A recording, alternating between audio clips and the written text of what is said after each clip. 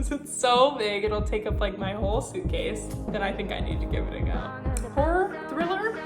Hi there. I know I don't have the most glorious of appearances today, but honestly, that's been a struggle, so I'm just doing the best I can.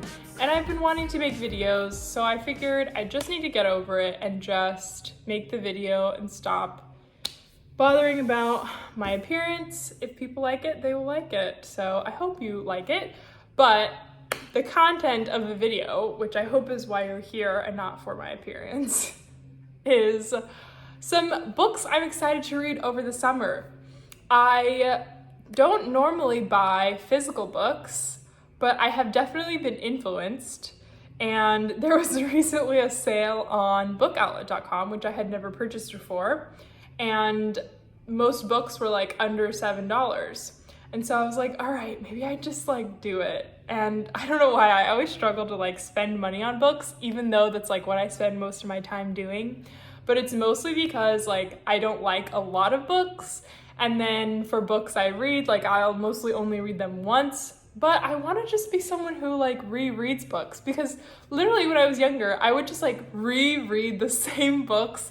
Like every week I would just like recheck it out from the library and read the same like series over and over again.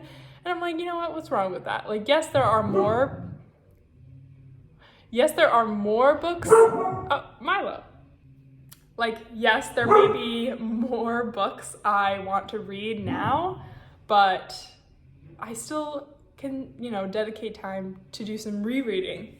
So I have quite a few physical books that are on my TBR, and I really want to work through a lot of them over the summer months. So here's the ones that I'm going to make an effort to read, and then at the end I'll share the ones where I'm like, maybe I'll read it. I'm not so sure. This I just got when I was in Hawaii with my family. We stopped at this bookstore. I thought it was gonna be like a thrift store, but it was just like a regular bookstore. So I got 2 books anyway. But it's Robin Hobb, Fool's Assassin. Robin Hobb is like a super well-known fantasy author, super like well raved about and loved, and I have not read any of her books. I think there's a different one that most people recommend starting with, but this is the one. Assassin's Apprentice I think is the one, but this is a different series and I wanted to read this one. So I picked this up. It's pretty thick. It's oh gosh, 689 pages. Jeez, it's like one of those thin page ones. But yeah, it's about Fitz Chivalry Farseer, the former king's assassin. You know I love a good king's assassin, for all my Throne of Glass fans out there. So I will be reading this one because it's so big, it'll take up like my whole suitcase. But I'm so excited to read this one. The Hunger of the Gods by John Gwynne. I think it was back in January, as my in-person book club's reading choice, we read Shadow of the Gods, the first book in the series, and I loved it. It was like kind of difficult to get into at first because like all the names were a bit confusing. Once you get into it, I was like so into it. I loved the characters and I really enjoyed it. So far I consider myself a John Gwynne fan. Really excited about this one. This is huge, 620 something pages, and it's called like the Bloodsworn Saga. But basically it's like years ago there was this battle of the gods, and then like the first book follows 3 different characters as they like go about their life journey, and by the end of the story like all their plots intersect. So I think there's a lot gonna go down in this one, and there's supposed to be another book in the series, so I think it'll be a trilogy at the end of it. Looking forward to that one. The next one, I will be having my first Emily Henry moment by reading Book Lovers. I know she has quite a few books, People We Meet on Vacation, Beach Read, all mentioned here, but this was the one I saw, and I will say, I don't normally like to read books about people who like books. Or at least like where it's a big part of the story. But I'm gonna give it a try. I hear good things about Emily Henry, and I figure it might be like a good cruise read, so I'm gonna read it. I think it's like the main girl is a literary agent, so I think that's like where the book comes in, and I'll be interested in reading it. I like whatever you call that, moved the pages, and on one page it jumped out to me the word Italy, which is that like Italian chain of restaurants, and I really love it, so I was like, ooh, Italy, okay. Greetings from the kitchen. I've decided to have a little bit of a coffee break. I'm about to start reading Graceling. I'm really excited because I bought this from the thrift store months ago. I'm about to start it because my in-person book club has selected it as our book this month. And so I wanted to do a coffee break, and I'm really excited for today's coffee break. I'm going to enjoy some Javi coffee. I will have a disclaimer. They sent this to me to try, so I figured I would just go ahead and try for the first time on camera. I'm a bit particular about my coffee, flavors. I tend to go for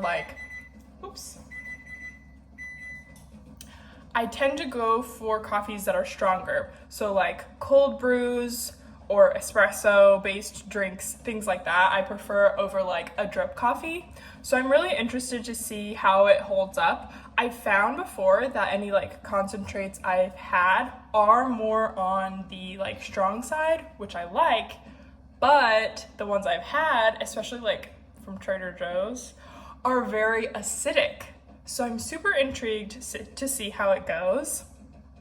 I have their caramel flavored one, and so you'll know it says cold or hot. So I am a cold or iced coffee lover, so that's what I'm going to do. It says it has 80 milligrams of caffeine per serving.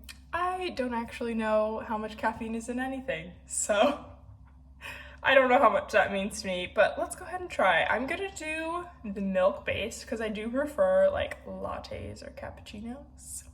So let's do that, and like I said, I'm gonna do it cold. I'll start off with like that much milk just to mix it in. You're in my cabinet here. Ooh, okay. It's very liquidy. I don't know if you could see that. I thought it was gonna be like, I don't know why, I thought it'd be like a thick thing, but I prefer it thin. It makes it a bit less weird. So there's our one. And let's go ahead and try it with just one. I'm gonna use a fork just so it like, sorry, I'm no professional chef. As you can see, it smells good. It smells kind of like mocha-y. And then I'll just add a small amount of milk. I guess I could have just used the straw instead of the fork. Whatever. Oh, that's good. I'll definitely want another one. It's pretty light. That's good. Okay. I'm so thankful it's not acidic.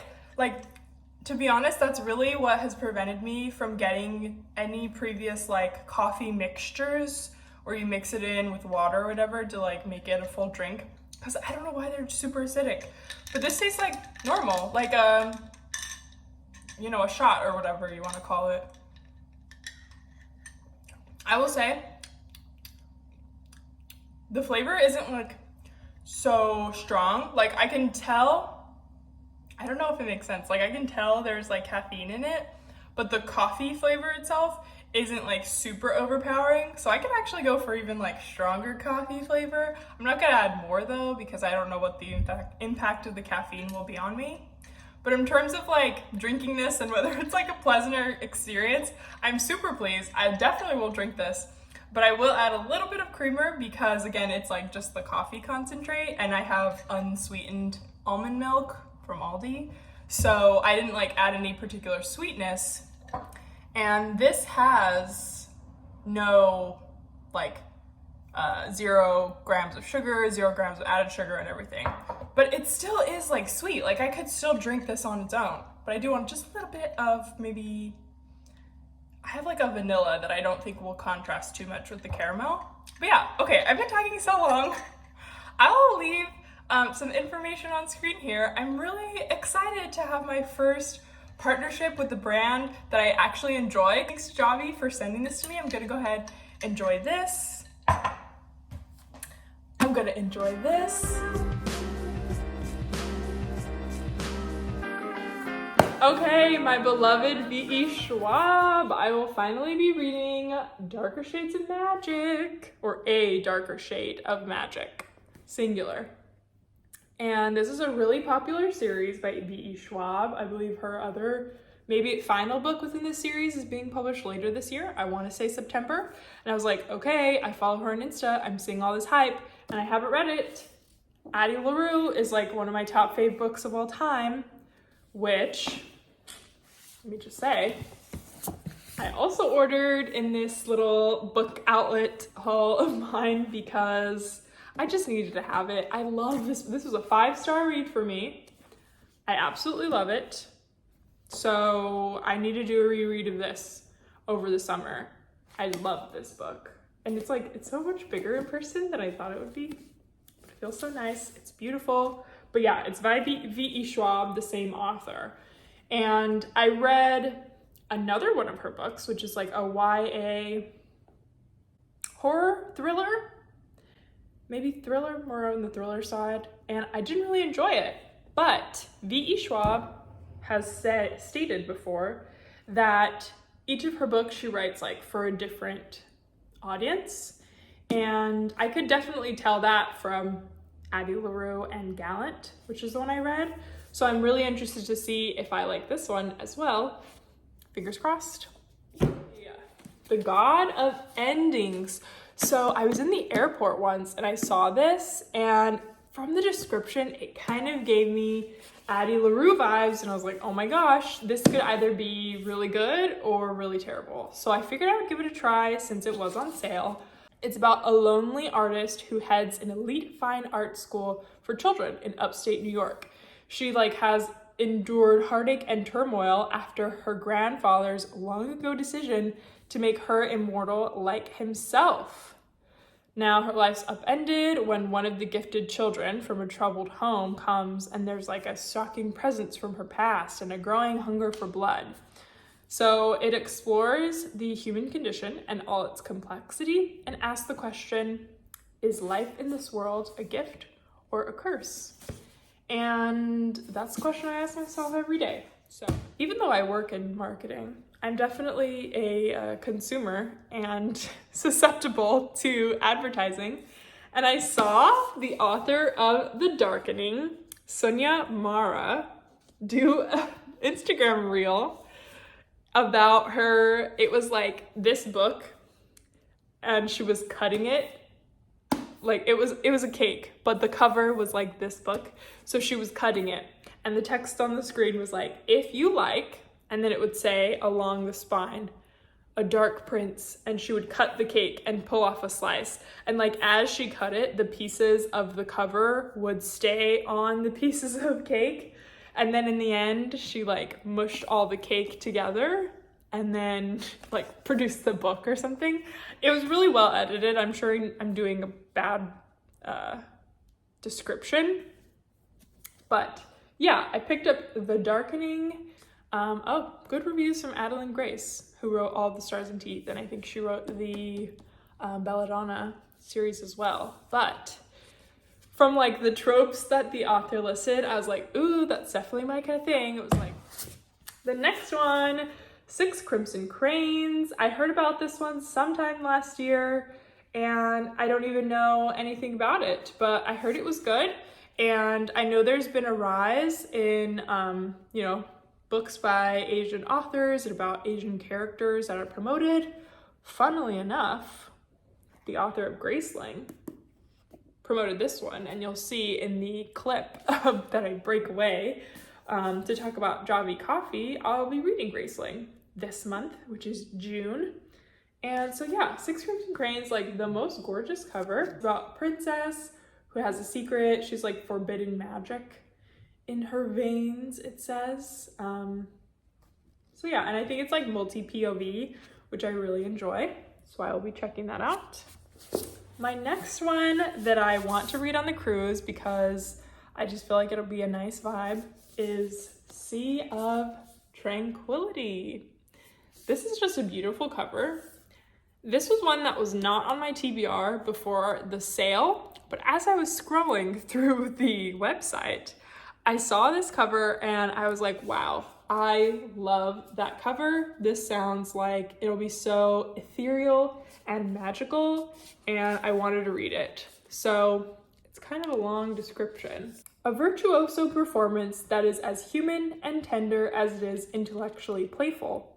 Sea of Tranquility is a novel of time travel and metaphysics that precisely captures the reality of our current moment.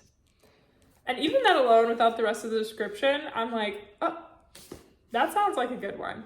It's also like pretty short. I think it's 200 something pages, and it just looks like so magical. And I will say what did it for me and was like, yes, I'm gonna buy that is, I'm not sure if you're watching this, but I believe his name's Evan. He commented on one of my videos a few months ago, and we were talking about our love for Addie LaRue, and then subsequently added each other on Goodreads. So I looked up this book, and then in Goodreads, when you like click on reviews for a book, it'll show what your friends have rated it, and then it'll show everybody else. So it said that he gave this 5 stars, and he was like, one of my top favorite books or something, and he really, really loved it. And so I was like, oh, okay. So if he loved Addie LaRue and he loved this book, then I think I need to give it a go. So just know, I don't even know if you subscribed to my channel or if you just watched that one video.